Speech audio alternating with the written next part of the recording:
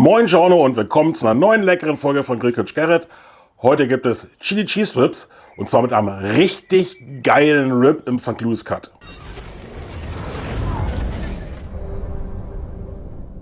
Auf die Zubereitung von diesem St. Louis Cut Rib, da freue ich mich schon richtig lange. Das war eigentlich mal für ein kleines internes Grillbattle gedacht. Ich zeige euch gleich, das ist ein richtig geiles Stück. Das Ganze mache ich nicht im Standardverfahren heute, denn das Ganze wird ein Chili Cheese Rib. Und nun zeige ich euch endlich dieses richtig tolle Rippchen und die weiteren Zutaten, die wir dazu verwenden. Als allererstes einmal hier mein Rippchen in St. Louis Cut. Da gehe ich gleich nochmal bei der Vorbereitung ein bisschen genauer ein. Natürlich werden wir das Rippchen schön würzen und dafür habe ich hier meinen Kansas City Barbecue Rub. Das Video, wo ich den zusammengemischt habe, mit gar nicht so viel Zutaten, das blende ich euch mal hier oben ein. Richtig gut. Kansas City Barbecue ist eigentlich das weit verbreitetste in den USA. Dieser Rub ist leicht süßlicher als zum Beispiel so in den südlichen Staaten, so in Texas. Dazu später zum Glasieren habe ich auch eine eigene Soße, auch passend zum Kansas City Barbecue. Das ist die Malt Soße. Das Video, wo ich die zubereitet habe, das blende ich euch hier oben auch einmal ein. Die ist wieder ein bisschen essiglastiger. Diese Kombination zwischen süß und Essig passt echt prima. Um das Ganze ein bisschen zu befeuchten für den Rub, da nehme ich heute Worcestersoße. Wir brauchen Apfelsaft, das habe ich schon mal in so einer Sprühflasche drin. Da werden wir regelmäßig das Rib mal mit einsprühen. Und da ich sagte, es wird ein Chili Cheese Rib, habe ich hier natürlich schöne Chilis und unten noch einen Cheddar drunter. Das Ganze mache ich heute im Primo hier. Der läuft schon auf 120 Grad. Indirektes Setup. Ihr könnt das Ganze natürlich auch in eurem Gasgrill machen, in eurem Kugelgrill, wie ihr wollt. Und bevor ich das Ganze jetzt mit dem Rub einpuder, da muss ich euch doch nochmal dieses tolle Rib zeigen. Wie gesagt, St. Louis Cut, kein Babyback Rib, wie man sonst meistens oft sieht. Richtig schöne Fleischauflage, also schön marmoriert, richtig tolles Stück. Die Silberhaut ist noch dran, die nehmen wir uns jetzt mal schnell weg hier noch. Wie man generell Rippchen vorbereitet fürs Grillen oder Barbecue, das zeige ich euch heute in diesem Video nicht. Denn dafür habe ich euch hier oben eine Schritt-für-Schritt-Anleitung eingeblendet. Da könnt ihr da mal genau nachgucken. Der Unterschied vom St. Louis Cut zum Babyback Rib ist dieser, dass im Endeffekt beim Babyback Rib oder auch Kotelett Rippchen genannt, oben an der Wirbelsäule der erste Teil von den Rippchen genommen wird. Der ist meist runder vom Knochen und dadurch sind sie auch ein bisschen schmaler. Also sie sind ja meistens so 10 Leitern. Hier ist es der mittlere Teil vom Schwein, also nicht hier oben, sondern der mittlere. Dadurch haben wir die Möglichkeit, dass wir dieses Rib ein bisschen breiter schneiden. Ganz nach unten kommt dann noch das Rib-Tip, da ist dann der Knorpel zum Beispiel noch bei. Falls ihr mal an St. Louis Cut kommt, macht das mal unbedingt. Finde ich eigentlich eins der geilsten Stücke. Dieses tolle Rippchen habe ich übrigens von der Fleischerei Hestermann aus Wietzendorf. Der hat mir das extra mal fertig gemacht. Richtig gut, damit gehen Grüße raus nach Wietzendorf. Um an dieses kapitale Rippchen ordentlich Rab und Geschmack ranzukriegen, da sollten wir das Ganze so ein bisschen befeuchten. Denn ich habe das Ganze nach dem Abwaschen einmal abgetrocknet. Ihr könnt einfach Apfelsaft vielleicht nehmen zum Befeuchten. Ihr könnt eine Mayonnaise nehmen oder auch Senf. Ich nehme Worcestersoße. Braucht ihr gar nicht viel, soll nur benetzen. Das gibt noch mal so ein bisschen Umami. Einfach einreiben. Machen wir auch von beiden Seiten. Auch wenn natürlich an der Knochenseite nicht so viel Geschmack rankommt. Dann habe ich hier jetzt meinen Rub und den gebe ich jetzt mal schön rüber. Erstmal auf der Rückseite. Dann reiben wir uns das Ganze mal ein. Macht das Ganze immer so wie ich in so einer Conscious-Schale. Das saugt ihr in euer Brett nicht so doll ein. Und dann natürlich die Oberseite. Schön drauf. Ich empfehle euch, wenn ihr das mal nachmacht, das vielleicht einen Tag vorher zu machen, einmal in Folie einzuschlagen. Kommt natürlich nochmal der Geschmack ein bisschen besser ran. Natürlich könnt ihr jede Gewürzmischung nehmen, die euch beliebt. Schaut bei mir auf dem Kanal, ich habe auch noch ein paar Alternativen dazu. Und dann sehen wir uns gleich am Grill zum Auflegen. Hier nun einmal am Grill, wie gesagt, ich nutze heute meinen Keramikgrill. Der eignet sich hervorragend für solche Barbecue-Geschichten mit Räuchern, Smoken Long Jobs. Und dann werden wir gleich mal das schöne Rib gemeinsam auflegen. Heben wir den mal hoch. In der Mitte habe ich hier schon mal ein Glutnest und das Ganze schon mal so ein bisschen eingeregelt. Räuchern werde ich das Ganze heute mit Kirschholz. Das legen wir uns hier so ein bisschen versetzt ran. Da kommen meine Halter hier rein. Die halten die Deflektorsteine, damit das Ganze auch indirekt ist.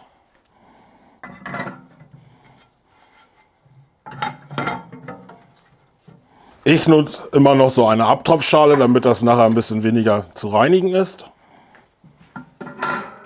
Meine Grillroste. Und dann kommt schön mein Rippchen Einmal in die Mitte und dann machen wir den Deckel wieder zu. In der eingeblendeten Anleitung für Rippchen, da habe ich euch die 3-2-1-Methode gezeigt. Die ist relativ gängig mit Gelinggarantie.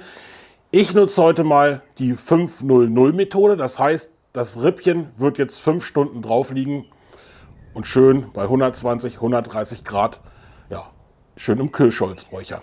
Dadurch bleibt das Ganze ein bisschen bissfester, als wenn man jetzt diese Dämmphase nutzt. Zusätzlich werde ich noch das Rippchen alle 20 Minuten circa mit dem Apfelsaft einsprühen, um noch mal ein bisschen mehr Feuchtigkeit ranzubringen. Und das ergibt auch durch den Zucker eine schöne Kruste.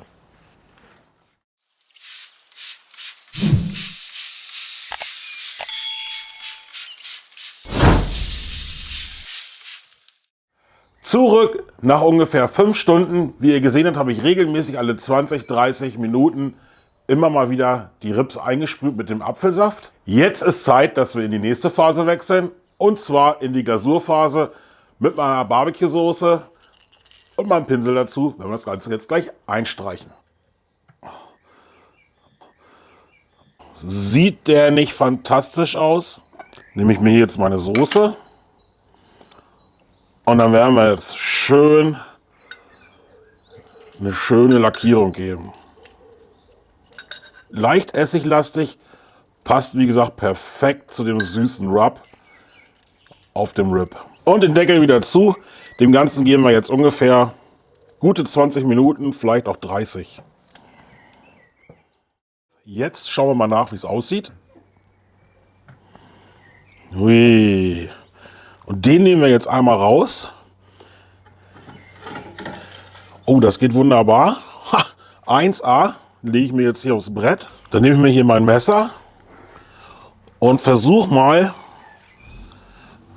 knochenweise was abzuschneiden. Oh, ist das saftig, Leute. Also so ein Ripp hatte ich noch nicht. So eine Auflage. Wahnsinn. Ich glaube, ich muss das mal einmal drehen.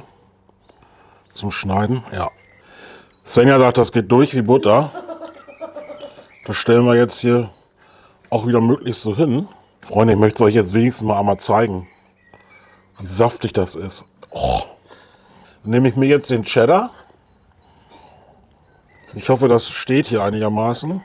So, jetzt. Und dann verteilen wir hier den Cheddar.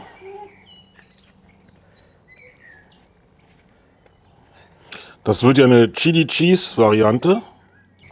Und dann nehme ich mir meine Chilis und die lege ich mir hier mal schön ein bisschen hin.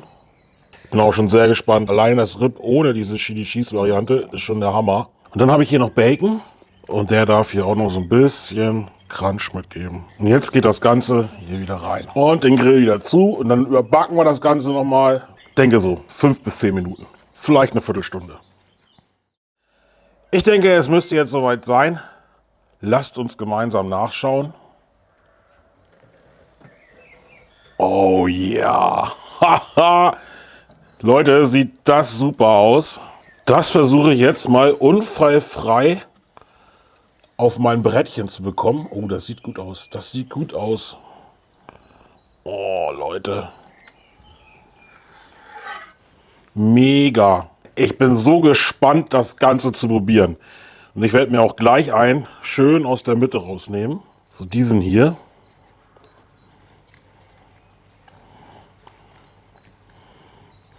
Oh, schaut euch an, wie der Käse zieht. So schaut's aus. Chili Cheese Rips. Und dann werde ich mal probieren. Ich schneide mir hier oben was vom Knochen. Oder mal gucken, ob wir den Knochen können wir auch so abziehen. Seht ihr das, Freunde? Schneidet man das trotzdem noch mal durch hier. Und dann einmal so ein Haps für euch.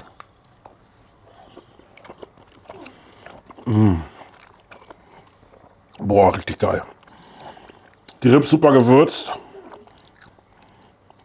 Also auch ohne jetzt den Käse und die Chili. Die Chili kommt ganz gut durch. Aber es sind Chili Cheese Rips. Vielleicht ein bisschen weniger.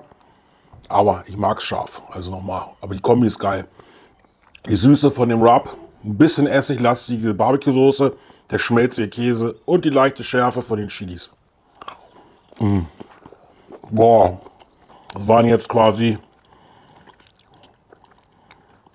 5,5, 0,5 Rips. Richtig geil. Noch einen leichten, ganz leichten Biss. Nicht so dieses zerkochte. Gefällt mir richtig gut. Also das müsst ihr unbedingt mal nachmachen. Besorgt euch mal so richtig geile Rips. Ruhig schön mit einer richtig schönen Fleischauflage, wie das jetzt hier mein Metzger gemacht hat. Richtig super. Komm mal her, mein Freund. Du kriegst den Knochen und dann gehst du mal weiter. Mach das mal nach.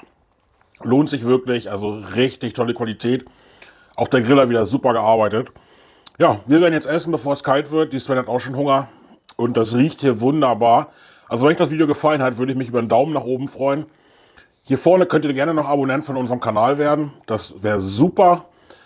Und hier vorne auf der rechten Seite, da blende ich euch nochmal 2 weitere Videos zum Weitergucken ein. Oben auf alle Fälle nochmal die Schritt-für-Schritt-Anleitung für Barbecue-Rips und unten ein aktuelles Video. Und dann essen wir. Leute, ist das geil. Das ist der Barbecue-Himmel. Wow.